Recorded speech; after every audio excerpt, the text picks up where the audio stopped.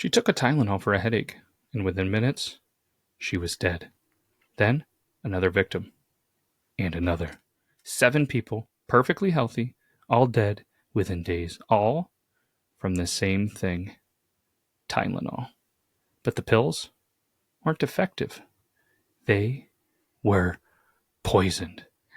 A faceless killer walked into drugstores, laced capsules with cyanide, and put them back on the shelf for anyone to take. No motive, no fingerprints, no arrest. This wasn't a bad batch. It was a massacre.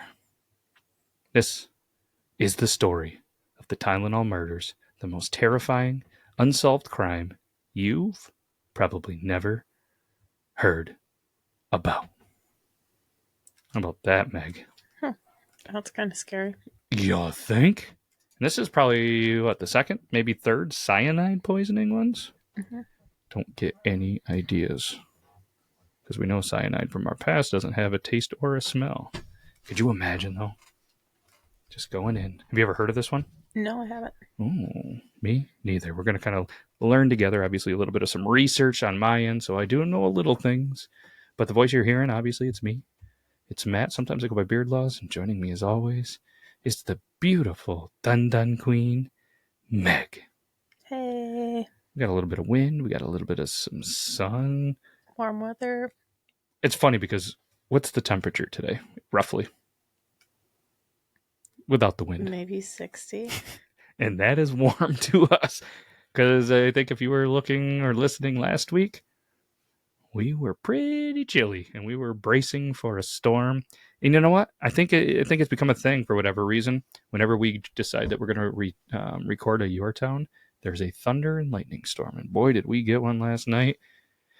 And the animals, not the kids, the actual animals in the house, are still a little terrified, just like the people in this episode. So obviously, we should probably jump into this. Do you want to do the introduction or do you want to just go?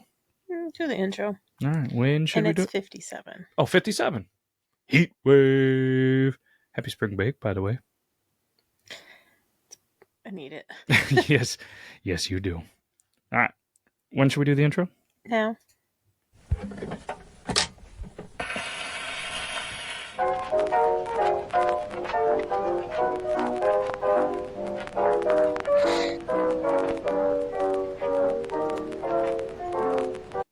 Oh, hey, welcome back to the show. Today's episode is going to change the way that you are probably going to look at your medicine cabinet because this is one of the most chilling and influential crimes in American history. A case that was so terrifying it actually changed the way every one of us buys and takes over-the-counter drugs because the Tylenol murders. That'd also double as a pretty decent band name, right? Mm-hmm. The Tylenol murders up next on Stay Live on Friday. 9 p.m. Eastern Standard Time. I don't know what that voice was. What if I just started talking like this all the time? We've been watching a lot of wrestling lately. Oh, yeah, we did watch the old Vince McMahon thing. Anyways, September 29th, 1982. Me and the Dun Queen are not on this earth yet. At least in this form. A 12-year-old girl named Mary Kellerman in Elk Grove Village, Illinois, wakes up. She's got a little bit of a sore throat and a stuffy nose. Pollen's probably high. We can relate, right? Mm-hmm. Her parents, they, hey, why don't you just take an Extra-Strength Tylenol? And, like millions of other families probably do. She takes the pill, and unfortunately by 7 a.m., Mary is dead. At first, it's a tragedy. Still is a tragedy. A young girl dies suddenly with no warning. Unfortunately, the horror doesn't stop there, Meg. And before we get too far, viewer and listener discretion is advised. Because later that same day, a postal worker named Adam Janus? How would you say that? Janus dies in Arlington Heights. Hours later, his brother and sister-in-law take Tylenol from the same bottle while mourning his death. And both of them collapse. 2 more deaths. Same house. Same bottle. Isn't that unbelievable? Mm-hmm.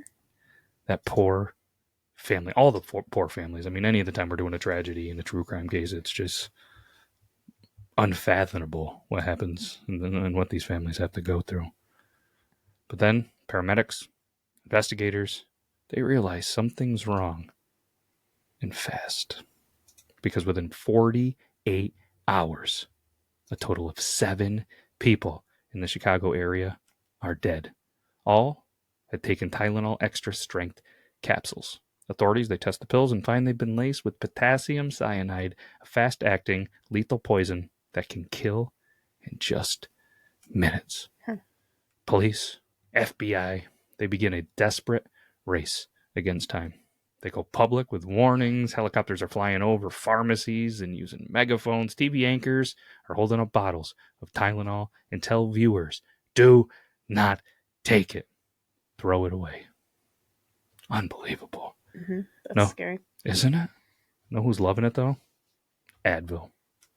They're like, thank goodness, come take this, come take this.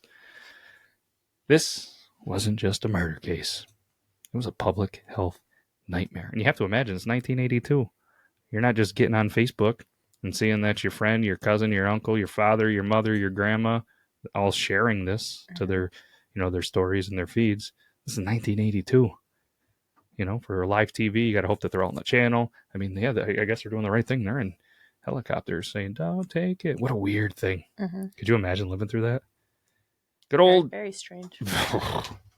Then good old Johnson & Johnson, the makers of Tylenol, initiated a nationwide recall. Over 31 million bottles were pulled from the shelves, costing the company over $100 million. Could you imagine, though? Obviously, they probably don't know at the time, and that's got to be the good business move, even though you have somebody going just through Chicago. But who knows with the distribution, do things get, shifted from one store to the next? You don't have online sales, so thankfully nobody's buying them online right from the factory, this and that, but yikes. Then you got the big question remains, Meg. Who did it? And why? Things that make you go, This is terrifying. I think next time I have a headache, I'm going to reach for an ibuprofen. So here is what makes this case so sinister if it already hasn't presented itself as sinister. There wasn't poison at the factory. Somebody in the factory wasn't doing it.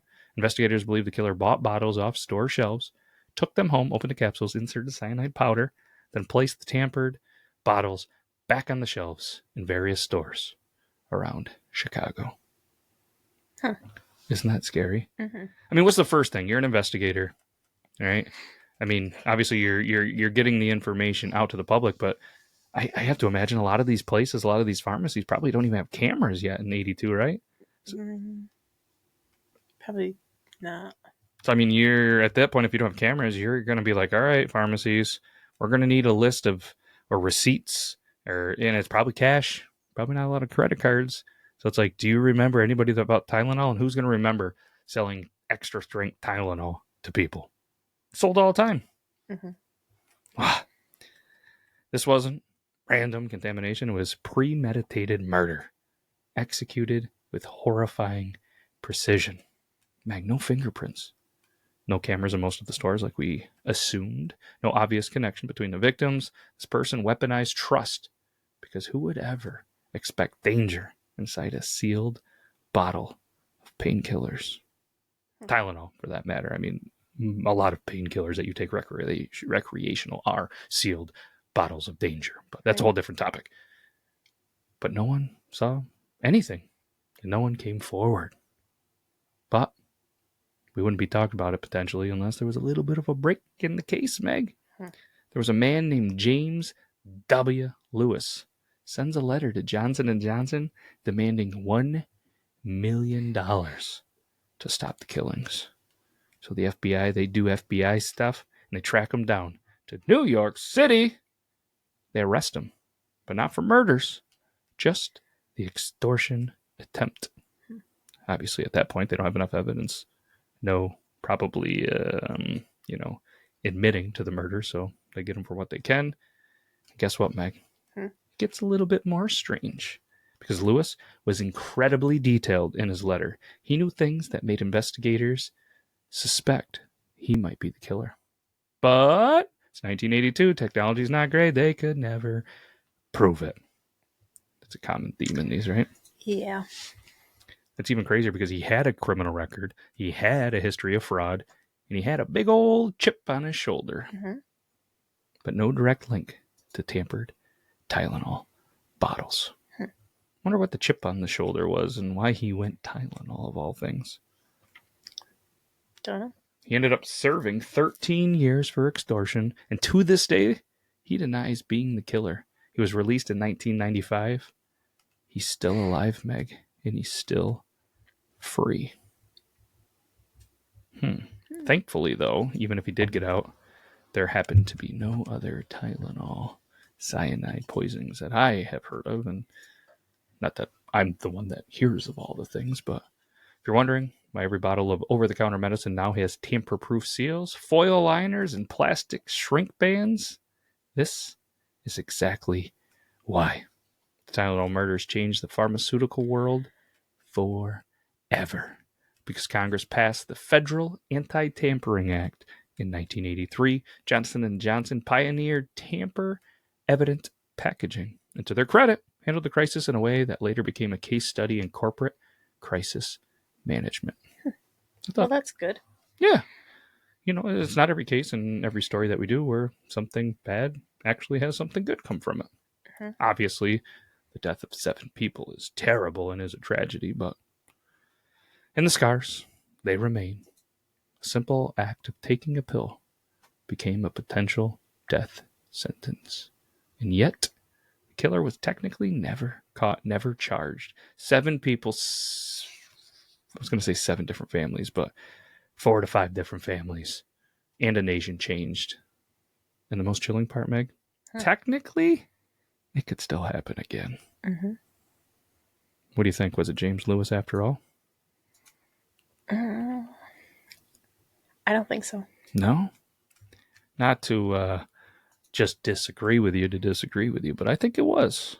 The only reason I do is because he spends 13 years in jail. No other killings, right? Who knows?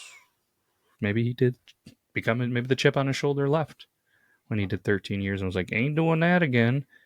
Even though he's got to deal with all of this if it is him. And it's not like they could prove it. Mm-hmm. And how would he have such chilling details in the case to do that? Like I said, a lot of the details aren't obviously released to the public. But if there's, you know, enough people and reporters saying that there was enough specific details, yeah, makes me question it. But maybe James Lewis, who does sound like an old school explorer, right? Mm-hmm. James Lewis was going down the St. Lawrence River and ended up finding Lewis County. But so you think? No, I think yes. Who do you think it was? I mean, obviously, you can't pull a needle from a haystack and just pick a random name. Do you think it was somebody in the Chicago area that, you know, was just going through some stuff and said, hey, I want to do this, and found out, hey, I'm going to just do a bunch? Do you think maybe it was a kid, an adult? I think it was in the warehouse. Think it was in the warehouse? They said they did a bunch. They said that they did a ton of, but how would they prove it? Same thing, yeah. I mean, that's pretty wild. You'd have to think. Obviously, you just get it. You open a bottle. There's no seals. There's no cotton balls. There's nothing else. You just open the bottle. Boom, there it is. You go. You poison some stuff. Walk right back into the same place. Just put it on the bottle. I'm wondering, though, like, it's got to make some noise. A bottle full of pills. Mm-hmm. I mean, how do you walk that carefully? Maybe rocking a fanny pack? Or would that be too obvious? Got a fanny pack of Extra-Strength Tylenol? I don't know. Interesting. Unless it was somebody that worked in the pharmacy. It was several one. In the back. Maybe. That's possible. Huh. Do you think we should do Your Town podcast fanny packs? Mm-hmm. Ooh, if anybody else out there wants a Your Town podcast fanny pack belt buddy. What do you have any other clever terms for it? That's the only ones I know. Let us know in the comments, and we'll make them, and we'll pretty much do them at cost, just because Meg wants one. Yeah, I'm gonna put. Know what I'm gonna put on yours? The Dun Dun Queen. Solid. Thank you. So I asked you, was it James Lewis after all? Some they're like, yeah, like me. Others, nah, like Meg. But without hard evidence, others think it may have been a copycat, a disgruntled former employee, or potentially just a random sociopath. Some even speculate it was a domestic terrorist act before the term was actually common. Hmm. The randomness, though, of this whole thing is what just absolutely terrifies people. And I think that's what really kind of got my brain going a little bit more. And I was like, wow, this actually happened randomly. Mm-hmm. Could it have just happened again in another city? Did the killer get a thrill then disappear into normal life? The case does remain officially unsolved. The FBI did reopen it multiple times, and as recently as 2009, they searched Lewis's home and seized computers. Guess what, Meg? Hmm. Nothing came of it. Yuck. I don't like it. Yeah. I don't know. I still don't think it's him. No? Well, that's the story of the Tylenol murders. A faceless killer turned a medicine cabinet into a murder weapon and vanished. In my opinion, it's one of the most unsettling cases in true crime history. Not just because of the lives lost, but because of what it stole from us all. Trust. Mm-hmm. Man, that's got to be one of the wildest ones, right? Mm-hmm. We've done some wild ones. That one, I mean, from pizza delivery people being randomly murdered to maple syrup being stolen by old dad and son Mm-hmm. to random people just passing away. Although the chocolate one, that was a tough one. Granted, it was a very vindictive ex, which we've seen played out in movies, but that being sent to people and then the entire family eating the chocolate and passing away.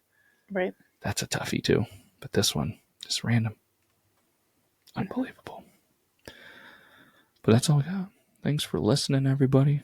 I mean, if you like this, share it to a friend. Pretty sure one of your grandparents would enjoy this episode. Or send it over to somebody that you know loves Tylenol. See what they think about it. Yeah. I mean, let's be honest. We all have that one friend who still keeps loose Tylenol in a Ziploc bag, right? Yeah. Who comes to mind for you? Are you the one? It might be me. It's okay. I mean, Tylenol. I was watching something the other day, and it was a famous podcast. There was some famous people in it, and they started to compare makeup bags. And one of them, it was Kathy Griffin. Mm-hmm. She pulled out her makeup bag, and it was a Ziploc bag. Pretty famous person rocking Ziploc bags. They're handy. The only other person I think that I know that loves a good Ziploc bag more than probably Kathy Griffin is my ma. She loves a good Ziploc bag. Mm-hmm. She does. Yeah, that's the first person that came to my mind. I don't think she'd keep it in the Tylenol bag, but there's a lot of things in Ziploc bags right now. Wonder what makes someone fall in love with a Ziploc bag. Is it the durability, the trust that you know you can have, the old reliability of a Ziploc bag? I don't know. I never would have imagined I would have talked about a Ziploc bag on the Your Town they're not podcast. supposed to be reusable. Nope, but I've seen a lot of them. Oh, we just put a loaf of bread in it. It's all right. We just put a couple slices of pizza in it. It's all right. Anyways, Ziploc bag is not a friend of the show. But if they want to be. I feel like my dad was always a pocket Tylenol. It Just was had one in there? Loose. Imagine going in for a Tic Tac and. Yeah, it was just Tylenol extra strength. Something that was just part of the norm. But either way, stay safe, stay curious, and we'll catch all you Yorktownians next time. I'm Matt, that's Meg. That's all I got. You got anything else? Nope. Happy belated Easter to everybody. Hopefully the Easter bunny was good to you. And hopefully you randomly find an egg that somebody didn't find in your house. And hopefully your house smells exactly like ours. Like farts from all of the hard-boiled eggs and all of the dyes that we did. Enjoy your deviled eggs and egg salad sandwiches for the next week. And I want you to enjoy all of the gas that comes out of me from eating all said deviled eggs. Yay. Love ya. All right. All kidding aside, we out of here. Have a good rest of your night. Appreciate every single one of you, especially you, Meg. Thanks. You're welcome. All right. We out of here. Take care, everybody. Bye-bye. Bye.